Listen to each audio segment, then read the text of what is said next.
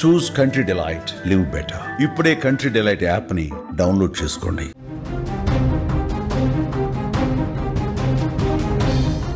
వీకావేరి bus ప్రమాద ఘటన ఎన్నో కుటుంబాల్లో చీకటి నింపింది. ఎంతోమంది కుటుంబాల్లో విషాదాన్ని నింపింది. దాదాపు 23 మంది ప్రయాణికులు ప్రాణాలు కోల్పోయినట్టుగా తెలుస్తుంది. తాజాగా బెంగళూరు నుంచి హైదరాబాదుకు వచ్చి పటాన్ చెరువులో తమ బంధువులను కలుసుకున్న ఒక తల్లి కొడుకు కూడా ఈ బస్సు ప్రమాదంలో మంటల్లో కాలి బూడిదైపోయారు. మీరు ఫోటోలో చూస్తున్నారు. ఆవిడ పేరు ఫిలోమిన్ బేబీ, అట్లాగే అతని పేరు కిషోర్. ఫిలోమిన్ బేబీ కొడుకు కిషోర్. ఈ తల్లి కొడుకులు ఇద్దరు హైదరాబాద్ పటాన్ చెరువులో ఉన్న తమ బంధువులను కలిసేందుకు వారం రోజుల క్రితం వచ్చారు. పటాన్ చెరువులో సంతోషంగా తమ బంధువులని కలుసుకున్నారు, బంధువులతో గడిపారు. ఆ బంధువులతో వారం రోజులు చాలా హ్యాపీగా ఉండి నిన్న సాయంత్రమే మరణం పిలిచిందేమో పాపం వీళ్ళని పిలిచిందేమో. వీకావేరి బస్సు రూపంలో మృత్యువు వాళ్ళని లాక్కెళ్ళిందేమో అనిపిస్తుంది. ఫిలోమిన్ బేబీ కిషోర్ తల్లి కొడుకులిద్దరూ హ్యాపీగా ఎంతో సంతోషంగా వారం రోజుల పాటు వాళ్ళ కుటుంబ సభ్యులతో గడిపి వారం తర్వాత తమ స్వస్థలం బెంగళూరుకి బయలుదేరారు ఈ ఫిలోమిన్ బేబీ అలాగే కిషోర్. రాత్రి బస్ ఎక్కారు. పటాన్ చెరువు వరకు ఆ వీకావేరికి సంబంధించిన మినీ బస్ వాళ్ళని తీసుకొచ్చింది. ఆ తర్వాత అక్కడ నుంచి ఈ మెయిన్ బస్సులోకి వచ్చారు. మెయిన్ బస్సులో వీళ్ళ సీట్ నెంబర్ వచ్చేసి L8 L9. ముందు వరుస నుంచి డ్రైవర్ ముందు నుంచి 3వ బెర్త్ వీళ్ళది. లోయర్ బెర్తులు తీసుకున్నారు. హాయిగా గాఢ నిద్రలో ఉన్నారు. రాత్రి 2:30 నుంచి 3:30 ఆ ప్రాంతంలో ఈ ప్రమాదం జరిగింది. గాఢ నిద్రలో ఉన్నారు. వీళ్ళు తేరుకునే లోపే వీళ్ళని మంటలు చుట్టుముట్టాయి. మంటల్లో హాహాకారాలు పెడుతూ ఈ తల్లి కొడుకులు మాడి మసైపోయారు. ఈ తల్లి కొడుకులు ఇద్దరు చనిపోయినట్టుగా నిర్ధారణ అయ్యింది. వీళ్ళు బెంగళూరు వెళ్ళాలనుకున్నారు. వీళ్ళ గమ్యం బెంగళూరు వైపు వెళ్ళలేదు.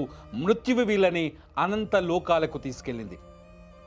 హైదరాబాద్ నగరానికి రాకపోయి ఉన్నున్నా, వాళ్ళ బంధువులను కలుసుకునేందుకు రాకపోయి ఉన్నున్నా వీళ్ళు బతికుండే వాళ్ళేమో. పోనీ వీళ్ళు ఈ వీకావేరి ట్రావెల్స్ని సంప్రదించి ఆ ట్రావెల్స్ బస్సులో ప్రయాణం చేయకపోయినా బతుకుండేవారేమో. ఎందుకంటే కేవలం డ్రైవర్ నిర్లక్ష్యమే వీళ్ళని బలి తీసుకుంది. డ్రైవర్ నిర్లక్ష్యమే వీళ్ళ ప్రాణాల్ని బలిగొన్నది. చాలా స్పష్టంగా పోలీసుల విచారణలో కొన్ని విషయాలు వెలుగులోకి వస్తున్నాయి. రాత్రి ప్రమాదానికి కారణం తొలుత ఎవరైతే 2 వీలర్ ద్విచక్ర వాహనదారుడున్నాడో అతను రాంగ్ రూట్లో రావటం వల్ల బస్సును ఢీకొట్టడం వల్ల మంటలు వ్యాపించాయని చర్చ వచ్చింది. కానీ ఇదంతా అవాస్తవం. బస్సు 120కి పైగా స్పీడుతో బెంగళూరు వైపు దూసుకెళ్తుంది. బస్సు వేగానికి ముందు ఈ ఎవరైతే స్కూటీ మీద ఉన్నాడో ఆ వ్యక్తి ఒక బైక్ మీద TV9 కాలనీ, కర్నూలులోని TV9 కాలనీకి చెందిన శంకర్ అనే యువకుడు ఇంటికి బయలుదేరి వెళ్తున్నాడు. శంకర్ బైక్ని వెనక నుంచి వచ్చి ఈ వీకావేరి ట్రావెల్స్ బస్సు ఢీకొట్టడంతో ఒక్కసారిగా బైక్ బస్సు కిందకి వెళ్ళిపోయింది. శంకర్ ఎగిరిపడి డివైడర్ మీద పడి ప్రాణాలు కోల్పోయాడు. శంకర్ డెడ్ బాడీ కూడా అక్కడే పడుంది. ఆ తర్వాత బస్సుకి మంటలు అంటుకున్నాయి. ఆ మంటల్లో ఈ తల్లి ఫిలోమిన్ బేబీ అట్లాగే కిషోర్ కూడా తగలబడి పాపం మాడి మసైపోయారు. వాళ్ళ మృతదేహాలన్నీ తీశారు. ఇప్పుడు అక్కడే రోడ్డుపైనే ఒక టెంట్ వేసి అక్కడ ఆ మృతదేహాలకి పంచనామా నిర్వహిస్తున్నారు. అక్కడే DNA టెస్టుల కోసం శాంపిల్స్ తీస్తున్నారు. DNA నిరూపణ జరిగితే కానీ మృతదేహాలని అప్పగించలేని పరిస్థితి. కొద్దిసేపటి క్రితమే ఆంధ్రప్రదేశ్ ట్రాన్స్పోర్ట్ మినిస్టర్ మండిపల్లి రాంప్రసాద్ రెడ్డి సంఘటనా స్థలానికి చేరుకున్నారు. బస్సు ప్రమాద బాధితులు వారి కుటుంబ సభ్యులతో ఆయన మాట్లాడారు. ప్రమాదానికి గల కారణాలను అక్కడుండి అడిగి తెలుసుకున్నారు, విచారించారు. కేవలం ట్రావెల్స్ బస్సు నిర్లక్ష్యం వల్లే ఈ ప్రమాదం జరిగిందని స్పష్టంగా అక్కడున్న సీన్ ఆఫ్ అఫెన్స్ను చూస్తే అర్థమవుతుంది. ప్రాథమిక నివేదికల ప్రకారం వీకావేరి ట్రావెల్స్ యాజమాన్య నిర్లక్ష్యమే ఈ ప్రమాదానికి కారణం. అన్యాయంగా ఫిలోమిన్ బేబీ, ఆమె కొడుకు కిషోర్ ఇప్పుడు ప్రాణాలు కోల్పోయారు. వాళ్ళు హైదరాబాదుకు రాకపోయినా బతుకుండేవారేమో. ఈ ట్రావెల్స్ బస్సుల ప్రమాదాలు ఇప్పుడు కొత్తేమీ కాదు. గతంలో ఇటువంటి దుర్ఘటనలు, దుర్సంఘటనలు చాలా ఉన్నాయి. ఎంతోమంది జీవితాల్లో చీకటిని కమ్మేసిన సందర్భాలున్నాయి. ఎంతోమంది జీవితాల్ని నాశనం చేసిన సందర్భాలు ఉన్నాయి. అయినా ఎవరు పట్టించుకున్న పాపాన పోవట్లేదా అనిపిస్తుంది కొన్నిసార్లు ఇటువంటి సంఘటనలు జరిగింది చూస్తుంటే.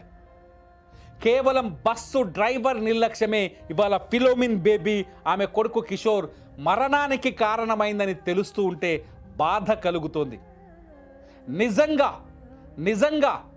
ఈ నిర్లక్ష్యానికి శిక్ష ఏమేయాలి?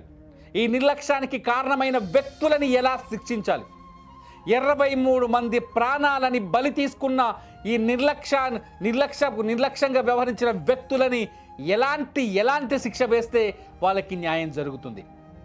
స్లీపర్ బస్సుల్లో ప్రయాణం ఎంత ప్రమాదకరమా అనే విధంగా జరిగిన ఈ సంఘటన పైన మీ అభిప్రాయాన్ని షేర్ చేయండి ఈ వీడియో కింద.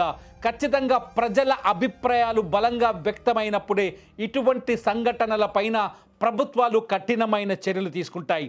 మీరు మీ వాయిస్ని వినిపించండి. మీ వాయిస్ని ప్రభుత్వం వరకు చేర్చే ప్రయత్నం మేము చేస్తాం. చూస్తూనే ఉండండి లైవ్ అప్డేట్స్ కోసం సుమన్ టీవీ.